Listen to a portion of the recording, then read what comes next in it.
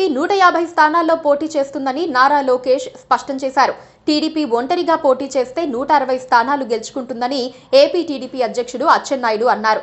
TDP ఇంత బలంగా ఉంటే జనసేనతో పొత్తు కోసం ఎందుకు వెంపర్లాడుతున్నారో చెప్పాలని రాజకీయ పరిశీలకులు నిలదీస్తున్నారు. ఒక పక్క ప్రజలు వైఎస్ఆర్ కాంగ్రెస్ ప్రభుత్వంపై తీవ్ర వ్యతిరేకతతో ఉన్నారని అంటూనే మరో పక్క ఎన్నికల బరిలో ఒంటరిగా పోటీ చేయడానికి టీడీపీ గజగజ వణుకుతోంది. ఈ ద్వంద్వ వైఖరిని ఎలా అర్థం చేసుకోవాలో తెలియటం లేదంటున్నారు రాజకీయ పండితులు. బహుశా 2014లో చంద్రబాబు ఆవిష్కరించిన 2 కళ్ల సిద్ధాంతం జబ్బు టీడీపీ నాయకత్వాన్ని ఇప్పటికీ వదలటం లేదేమో అంటున్నారు వారు. 2024 ఎన్నికల్లో వైఎస్ఆర్ కాంగ్రెస్ ను గద్దెదింపడమే లక్ష్యమంటోన్న టీడీపీ, జనసేన పార్టీల నేతల్లో ఏ ఒక్కరికి కూడా తమ కూటమి అధికారంలోకి వస్తుందన్న నమ్మకం లేదు. యువగలం ముగింపు సభలో వారు మాట్లాడిన తీరే దానికి తిరుగులేని నిదర్శనమంటున్నారు రాజకీయ పండితులు. యువగలం యాత్ర ముగియగానే నారా లోకేష్ ఓ టీవీ ఛానల్ ప్రతినిధితో మాట్లాడుతూ వచ్చే ఎన్నికల్లో టీడీపీ 150 స్థానాల్లో పోటీ చేస్తుందని, మెజారిటీ స్థానాల్లో విజయం సాధించి తీరుతుందని ధీమా వ్యక్తం చేశారు. వచ్చే ఎన్నికల తర్వాత అధికారంలోకి రాబోయేది టీడీపీ కూటమే అని లోకేష్ అన్నారు. రాష్ట్ర ప్రజలంతా చంద్రబాబు ముఖ్యమంత్రి కావాలని బలంగా కోరుకుంటున్నారని లోకేష్ అన్నారు. మరోపక్క టీడీపీ ఏపీ అధ్యక్షుడు అచ్చెన్నాయుడు యువగలం ముగింపు సభలో మాట్లాడుతూ టీడీపీ ఒంటరిగా పోటీ చేసిన 160 స్థానాలు ఖచ్చితంగా గెలుచుకుంటుందని ఏడాది క్రితమే తాను చంద్రబాబు నాయుడికి చెప్పానని అన్నారు.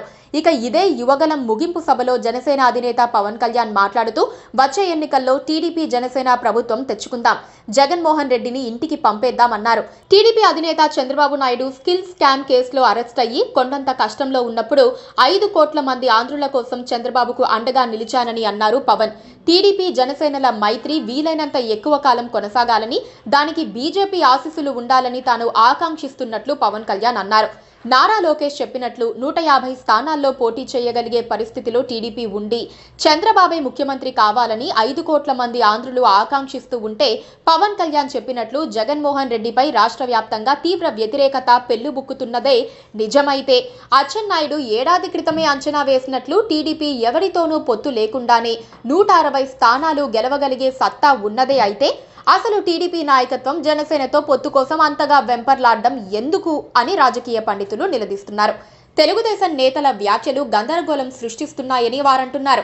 టీడీపీ ఒంటరిగానే అధికారంలోకి వచ్చే పరిస్థితి ఉంటే జనసేనతో పొత్తే పెట్టుకుని ఉండేది కాదని, ఇంత చిన్న లాజిక్ ను జనసేనాని ఎలా మిస్ అయ్యారో అర్థం కావటం లేదంటున్నారు పరిశీలకులు. అచ్చెన్నాయుడు, లోకేష్ల వ్యాఖ్యలు గమనిస్తే జనసేనకు 20 సీట్లు కూడా కేటాయించే పరిస్థితి లేదని అర్థమవుతోందంటున్నారు. లోకేష్ వ్యాఖ్యల నేపథ్యంలోనే మాజీ మంత్రి, జనసేన శ్రేయోభిలాషి అయిన చేగొండి హరిరామ జోగయ్య సంచలన వ్యాఖ్య చేశారు. యాచించే స్థాయి నుండి శాసించే స్థాయికి ఎదగాలని జనసేనకు హితవు పలికారు. ఇక టీడీపీ, జనసేన కలిస్తేనే అధికారంలోకి వస్తామని ఆ 2 పార్టీల నేతలకు నిజంగానే నమ్మకం ఉంటే తమ కూటమి కలకాలం కొనసాగుతూ దానికి బీజేపీ ఆశీస్సులు కావాలని పవన్ ఎందుకు కోరుతున్నారని పరిశీలకులు ప్రశ్నిస్తున్నారు. దీనర్థం టీడీపీ అధినేత చంద్రబాబు నాయుడు కానీ, తనయుడు లోకేష్ కు కానీ, పార్టీ ఏపీ అధ్యక్షుడు అచ్చెన్నాయుడుకి కానీ, జనసేనాని పవన్ కళ్యాణ్ కు కానీ తమ కూటమి సజావుగా అధికారంలోకి వస్తుందన్న నమ్మకం ఏమాత్రం లేదన్నది అర్థమవుతోందంటున్నారు వైఎస్ఆర్ కాంగ్రెస్ నేతలు. ఇలాంటి విపక్షాలన్నీ కలిసినా తమ విజయాన్ని ఎవరూ ఆపలేరని వైఎస్ఆర్ కాంగ్రెస్ నాయకులు ధీమా వ్యక్తం చేస్తున్నారు.